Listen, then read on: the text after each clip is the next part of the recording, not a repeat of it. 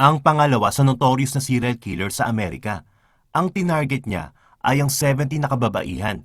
Bakit niya kaya nagawa ang karumal-dumal na krimen na ito?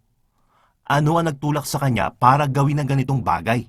Kilalanin natin si Gary Leon Ridgway, ang tinaguriang Green River Killer.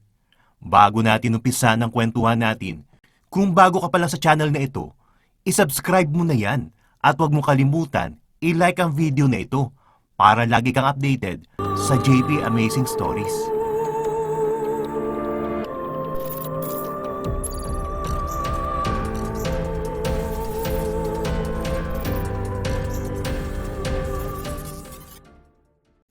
February 18, 1949, isinilang ni Mary Ridgway ang kanyang anak na si Gary Leon Ridgway sa Salt Lake City sa Utah. Si Gary ang pangalawa sa tatlong anak ni na Mary at Thomas Ridgway. Hindi naging maganda ang kanyang karanasan habang siya ay lumalaki sa poder ng kanyang mga magulang. Sabi na kanyang mga kamag-anak, ang kanyang ina ay isang striktang ina. Bukod pa dito ay madalas din niya naririnig ang malakas na bulyawan at walang awat na argumento ng kanyang mga magulang. Dagdag pa dito na ang kanyang ama ay bukang bibig ang mga hostess na pakalat-kalat sa kanilang bayan. Galit na galit kasi ang kanyang ama pag nakakakita ng mga hostess. Produkto ng magulong pamilya, siya ay nagkaroon ng enuresis na dinala niya hanggang siya ay mag-13 years old. Ito ay isang klase ng involuntary urination kung saan hindi madaling mapigil ang pag-ihi ng isang tao. Sa kaso ni Gary, siya ay gabi-gabing umiihi sa kanyang kama. Tinutulungan siya na kanyang ina na linisin na kanyang higaan tuwing ito ay nangyayari. Ngunit bilang isang 13 years old na bata, siya ay nakakaramdam na magkahalong pagkailang at galit sa tuwing nililinisan na kanyang ina ang kanyang ari matapos niyang umihi sa kanyang kama. Kalaunan ay nagsimula siya mag-isip ng mga hindi magagandang bagay tungkol sa kanyang ina na minsan umabot pa sa punto na gusto niya itong paslangin. Ang kanyang nararamdaman na pagkamuhi ay nagresulta sa isang hindi magandang pangyayari. Hinaya niya ang isang 4 years old na bata na maglaro sa loob ng kakahuyan. Dito ay sinaksak niya ang bata sa tagiliran at naapektuhan ang atay ng bata. Nakaligtas ang bata matapos ang insidente. Huminto na 1 taon sa pag-aaral si Gary dahil sa kanyang sakit na dyslexia. Isang sakit kung saan nahihirapan siya magbasa, magsulat at mali-maling spelling. Siya din ay merong IQ level na hindi bababa sa 80. Ibig sabihin nito ay hirap siya sa pagproseso at pagrehistro ng ilang bagay sa kanyang utak. Isang dahilan kung bakit hindi siya nakakasabay sa kanyang mga kaklase sa paaralan. Siya ay nagtapos sa high school noong 1969 sa edad na 20 years old. Pagkatapos niya graduate ng pag-aaral sa high school, ay pinakasalan niya ang kanyang nobya. Sumali si Gary sa United States Navy at nagsilbi sa isang supply ship kung saan niya natutunan ang self-defense dahil sa kanilang training. Ngunit nagsimula din siya matukso dahil habang siya ay nagsisilbi sa Navy, ay iba't ibang babae ang kanyang kinakama. Karamihan dito ay mga bayarang babae. Dahil dito ay nagkaroon siya ng sakit na gonorrhea, isang klase ng sakit na nagmumula at nakakahawa sa pamamagitan ng pakikipagtalik. Doon nagsimula ang kanyang pagkamuhi sa mga babaeng nag-aalok ng serbisyo. Upang makaganti, ay sumisiping pa rin siya sa mga ito, ngunit hindi siya gumagamit ng proteksyon para mahawaan niya ito ng kanyang sakit. Muling kinasal si Gary sa kanyang pangalawang asawa noong 1973. Inilarawan na kanyang asawa si Gary bilang isang reliyosong lalaki. Di umano, ang mga gawin nito ay parang isang literal na makadiyos na tao. Lagi itong umiiyak matapos ang sermon ng pastor. Nagbabasa ng Biblia sa bahay at trabaho at lagi nitong sinasabihan ng asawa nito na sundin ang mga pangaral ng kanilang pastor. Di nagtagal, tulad ng kanyang ama, ay naging bukang bibig din niya ang pagkamuhi sa mga bayarang babae na pakalat-kalat sa kanilang bayan. Ngunit sa kabila nito ay ikinuwento ng kanyang dalawang naging asawa na naging hayok sa pakikipagsiping si Gary. Hindi daw maaaring lumipas ang isang araw na hindi ito nagyayaya na sumiping. Kahit sa mga pampublikong lugar o magubat na lugar ay inaaya nito ang kanyang asawa. Nagkaroon ng anak si Gary sa kanyang pangalawang asawa. Kwento ng kanyang anak, mula sa kanyang pananaw ay isang normal na ama si Gary. Mabait at lagi na sa tabi niya. Ngunit lingid sa kalaman ng kanyang anak ay ginagamit na siya ng kanyang ama para sa tinatago nitong sikreto. Noong 1980 na magsimula ang kanyang malagim na plano. Una siyang naaresto dahil sa pagsakal sa isang bayarang babae. Ngunit nakalusot siya dito sa kadahilanan kinagat siya ng babae at self-defense lamang ang kanyang ginawa. Di kalaunan, 5 katawan ang natagpuan sa Green River sa magkakaibang linggo. Isa na dito ay ang unang biktima ni Gary na isang 16 years old na babae, si Wendy Lee Caulfield. Ito ay kinilala bilang isa sa mga dalaga na naglayas sa isang bahay ampunan. Isang linggo matapos siya maglayas sa bahay ampunan, nakita ang kanyang katawan sa Green River. At dito na nagsimula ang bansag sa mga susunod pang krimen na matatagpuan sa Green River.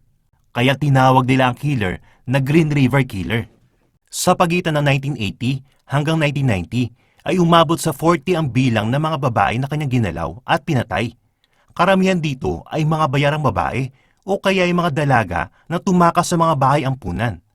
Ayon sa police report, ay ginagamit ni Gary ang litrato ng kanyang anak para magawa niya kanyang malagim na plano. Lalapitan niya mga biktima at kunwari magtatanong na hinahanap niya kanyang anak. Kapag nakuha na niya loob ng kanyang biktima, ay dito na niya isasagawa ang krimen. Karamihan sa mga biktima ay namamatay matapos silang sakali ni Gary. Sinubukang pigilan ni Gary ang kanyang pagkalulong sa pakipagsiping. Umabot pa sa punto na binabalikan niya mga tinapon niyang bangkay at sa kanya gagalawin ulit ang mga ito upang maiwasan niyang pumatay pa ulit. Ngunit hindi pa rin niya mapigilan ang malakas na tawag ng laman. Noong 1982 ay bumuo ng task force ang kapulisan upang hanapin ang salarin sa krimen. Ito ay tinawag na Green River Task Force. Noong 1983 ay kinilala si Gary bilang isa sa mga salarin matapos siyang ituro ng isang witness sa pagkawala ng isang bayarang babae. Tinanggi ni Gary ang bintang sa kanya at ito ay napatunayan nagsasabi ng katotohanan matapos niyang sumailalim sa isang lie detector test. Matapos maghalungkat ang mga pulis sa mga record ni Gary, ay nakakita sila na isang kahinahinalang report. Dito nakatala na si Gary ay nakita na may kasamang isang bayarang babae sa loob ng isang nakaparadang sasakyan. Inibistigahan ng mga pulis ang lugar na pinangyarihan at doon ay nadiskubre nilang isang katawan ng babae. Noong 1987 ay nakakuha ng search warrant ng mga pulis para bigyang pahintulot na halugugin ang bahay at lugar na pinagtatrabahuan ni Gary. Ngunit matapos sa masusing paghahanap, ay bigong makahanap ng ebidensya ang mga pulis laban kay Gary. Dahil sa bigong investigasyon, ay nanghingi na lamang ng DNA sample ng mga pulisya mula kay Gary. Kumuha sila ng sample ng buhok at laway mula rito. Ngunit sa panahon na yon, ang technology ay hindi pa ganun ka-advance, kaya hindi matukoy ng mga pulis kung ang sample ba na nakuha nila ay tugma sa ebidensya na iwan sa katawan ng mga biktima. Kaya hindi siya nahuli sa pagkakataon na yon. Lumipas ang ilang mga taon at naging advance na ang forensic investigation at DNA analysis ng Amerika. Kaya inulit-ulit nila ang DNA test. Noong 2001 ay lumabas ang resulta ng DNA test at nagtugma ang resulta ng DNA ni Gary sa similya na natagpuan sa katawan ng mga biktima. Inaresto si Gary habang siya ay pauwi galing sa kanyang trabaho. Noong una ay tinatanggi niya ang paratang sa kanya, ngunit kalaunan ay inamin niya rin ito. Siya ay unang hinatulan ng kamatayan, ngunit ito ay napababa sa habang buhay na pagkakakulong lamang matapos makipagnegosasyon ang kanyang abogado para sa isang plea bargain agreement. Ito ay isang paraan kung saan aminin ni Gary ang mga paratang sa kanya at siya ay makipagtulungan sa mga otoridad. Kapalit nito ay ang pagbaba ng kanyang sentensya. November 2003, dito sinabi ni Gary ang mga lokasyon kung saan niya itinago ang katawan ng kanyang mga biktima. Karamihan ng kanyang biktima ay pinaslang niya umano sa loob ng bayan ng King Country, doon sa Washington. Pero ang dalawa sa kanyang mga biktima ay dinala niya sa Portland upang lituhin ang investigasyon ng mga pulis.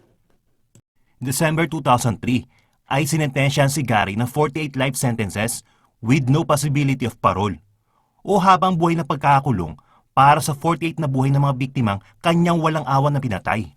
Ito na ang pinakamahabang hatol na ipinataw sa kanya kapalit ng parusang kamatayan.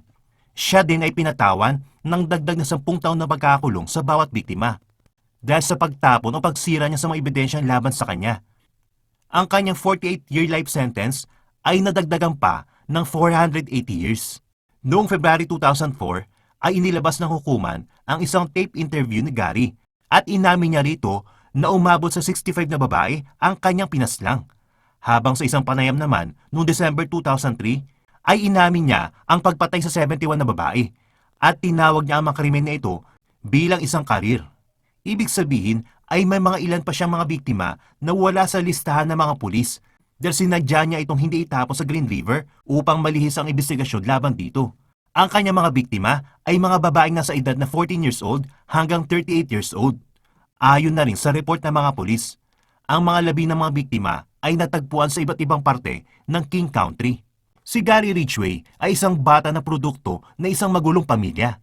Walang ibang naramdaman kundi ang pagkamuhi dahil sa kanyang mga nasaksihan sa loob ng kanyang tahanan. Isang binata na hindi nabigyan ng tamang patnubay at gabay ng kanyang mga magulang. Isang lalaki na piniling gumanti sa mga babaeng walang laban. Isang paghihiganti na hindi makatarungan. Nang dahil sa kanyang masalimuot at magulong nakaraan, mula sa pagkabata hanggang sa pagtanda ay naapektuhan ng kanyang murang kaisipan para magpahirap at kumitil sa mga babaeng walang kinalaman at kamalay-malay.